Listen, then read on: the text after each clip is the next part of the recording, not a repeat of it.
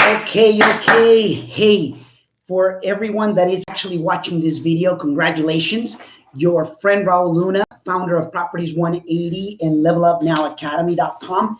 I'm doing this video because I want to share something dramatically important. And I'm going to be very blunt, very direct, because I think that you got to learn from other people's mistakes, from making sure that if you're really serious about doing this business in a very expert professional way, you got to learn from the mistakes of others as well as from the wins of others. So Instagram, congratulations here for connecting. We got Facebook as well. We got YouTube.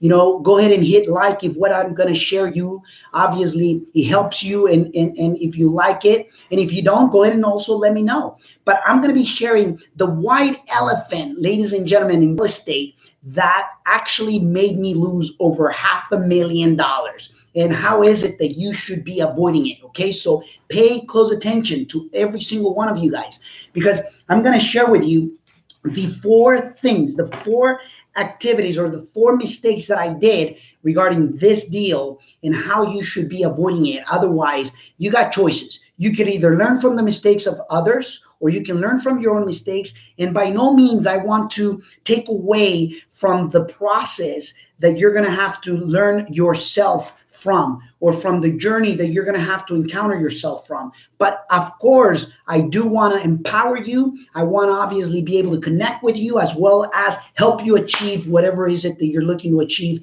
in the real estate, investing world. All right. So anyways, let me share a real life story. Thank God it wasn't only, I thank God that I wasn't the only deal that we depended on. Okay. But we bought this property in Lodi, California, ladies and gentlemen, and it was, the white elephant in real estate investing. It's the properties that are the largest house, or the largest property on the block, the most rarest property character-wise of the entire area. Okay, and the very first mistake that we did, it was that thinking that because it's the largest, it should be able to sell for for more than what the comparables suggest, and things like that, and sort of that nature. Okay, so anyways, number one mistake: the largest house in the block and the rarest. The second mistake is the rarest house of the block. Okay, and the third mistake is the biggest in terms of square footage, in terms of of bedrooms, in terms of bathrooms. So picture this for a moment. Okay, just picture this. The house that we bought, it was 8,500 square feet, 7 bedrooms, 8 bathrooms, 3 floors, with it had an elevator, a swimming pool, and it had the rarest character that you could ever imagine, on a really nice multi-million-dollar location. What we didn't do, and the reason why I'm sharing it openly, because I'm gonna open my heart, and I'm gonna share you the wins and the challenges, and also our losses. Because if you can get some golden nuggets and apply it and become better, it's gonna be something that you get to take, that you get to apply in your life. Okay, so so what is the things that we didn't pay attention to? The white elephant was there. Why a white elephant? Because if the elephants are, kind of grayish, and you see a white elephant, it's gonna stand out, right? Like a sore thumb. It's gonna stand out like anything else. Well, guess what? This house was the, Godfather's house, right? It was the largest, the rarest, the more bedrooms, the more everything. And guess what? When you actually, when now that I see the things in retrospect, and I study the market, the average square footage of houses in the area, the average, it was around about 30 to 3,500 square feet. If we were to take the higher scale ones, it was right around 3,000, no more than 3,500 square feet on the average. The average square feet, of homes in the area. Well, this house was in a location that it was multi-million dollar location. But in Lodi, if you grab the average sales price in the Lodi, California market, you're talking about a $355,000, prices. And guess what? This property, I was betting that it was going to sell for well over $1.2 million because all the comps showed that homes in 3,500 square feet, which was the largest houses in that block, were selling for $1.5 million. So, ladies and gentlemen, I still remember as if it was yesterday, the real estate agent who at the time happened to be licensed as an agent, licensed as a general contractor, and also I think he was doing a new developments, licensed as an architect or something like that. He suggested that I was going to spend about no more than $250,000 on renovation on an 8,500 square feet home. Picture that for a moment. Picture that. That's when you entrust, obviously, the people that you think that they know, and is interesting because if you got 3 or 4 licenses and you're doing also the selling, I can tell you one thing, so what is it? Number 5, I'm going to include, thinking that because the structure was bigger, we were going to spend less in renovation per square feet. Why? Because we said, hey, listen, it's going to be cheaper to paint an 8,500 square feet home than if I paint 3 houses separately that are 2,500 square feet each. And guess what? It wasn't the case. Why? General contractors were scared because of the size. They were, it wasn't the typical house. It was 8,500 square feet. Ladies and gentlemen, I had to take rooms off, had to take bathrooms off. The pool we did and renovated the pool. We actually, we filled out the pool, with gravel and rock and did it obviously with permits and things like that. But the reason why I'm sharing this is because in your career as a real estate investor, you will encounter situations where you're going to get the white elephant. And if you're not paying attention to the things that I'm sharing here, from, understanding that just because the structure is bigger does not mean that you're going to spend less money in renovation. Okay. Understand what is the average home the average home size in the area per square footage, per, if they're, 1 story or 2 story, how many bedrooms and baths, and what is the actual average sales price in the area. Those are things that are really important to understand. Guess what? That when you don't pay attention and you think that the professional who's selling the house, they're trying to sell the house. I don't blame them. They're trying to do their job. They're trying to get the most, bang for the buck. And guess what? They're going to tell you that is the best, the baddest, the outstanding. You're going to spend less money, but that's not the case. Experience tells me otherwise. I lost over $500,000, and thank God that it wasn't the only deal in my Rolodex. Otherwise, I wouldn't be maybe doing these videos here today, sharing the experience so that you can learn from it. But I'm sharing it because you could either learn or be my guest and make the mistakes. Because I remember when I used to hear other people talk about, the biggest house in the block, and not understanding. You know what? When we don't go through the experience, we believe that it may not be true, and it's interesting. So think about this.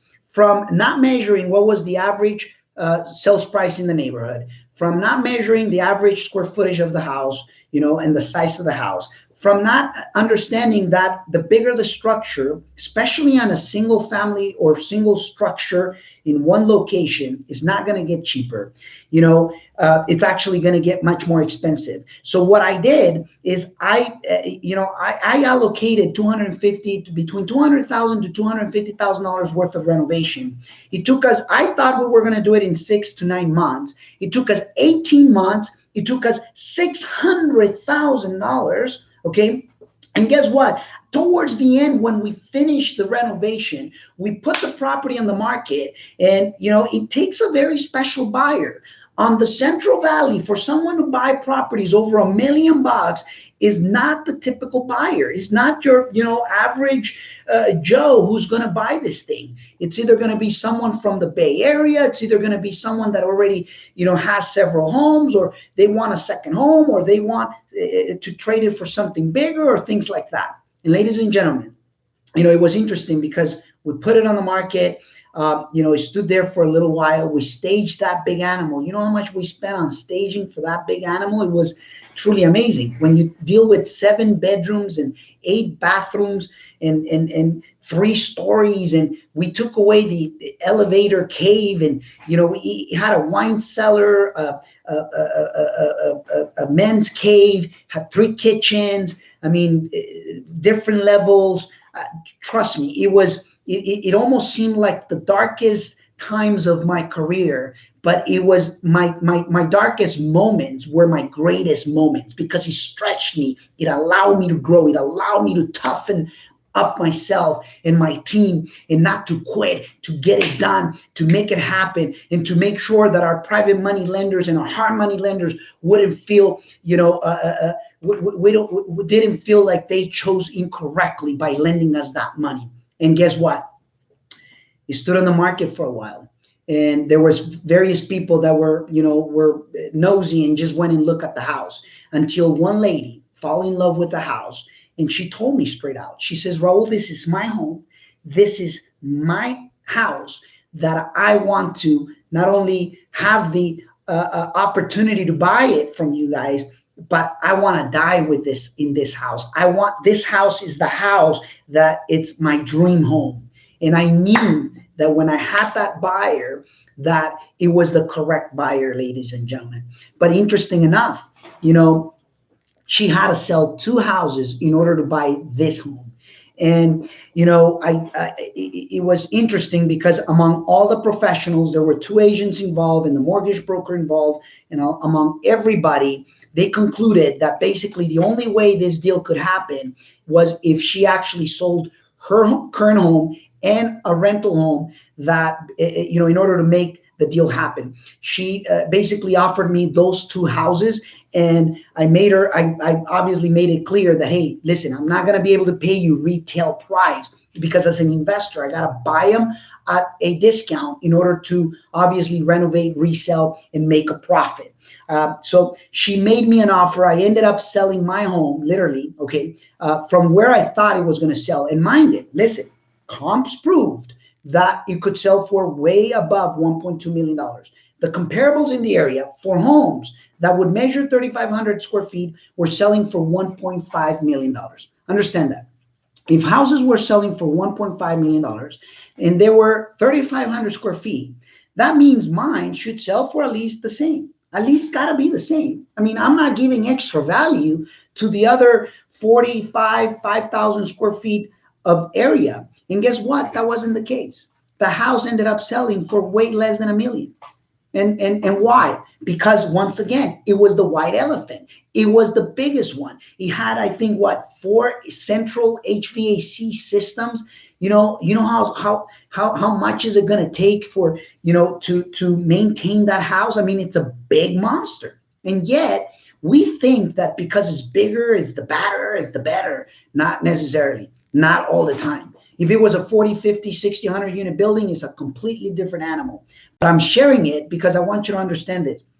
I ended up, the universe put me the right buyer at the right timing. She ended up selling me her 2 properties. And guess what? The $500,000 wasn't $500,000 at the end after all. But if I was going to sell it and not bought those other 2 homes, trust me, it was probably going to be the biggest sell flip in the history of my career. And it ended up, I'm actually selling the last home that she sold me. So, plus or minus, I may have lost maybe, $250,000 or so. And I can tell you that those lessons are what makes us better, what makes us sharper, what makes us understand what you may not understand otherwise. So I'm not here to cut your journey. I'm here to share so that you don't fall into the same trap. Just because you have, and this is not putting, bad things into my fellow licensed people, because there's a lot of great licensed people that have integrity, that have obviously ethics, and that they have that they have the character that is needed. But there's a whole bunch of others that don't, and I don't blame the guy either. It was my fault. I own the result. I own my celebrations and my victories. And but just be aware out there, because it happens.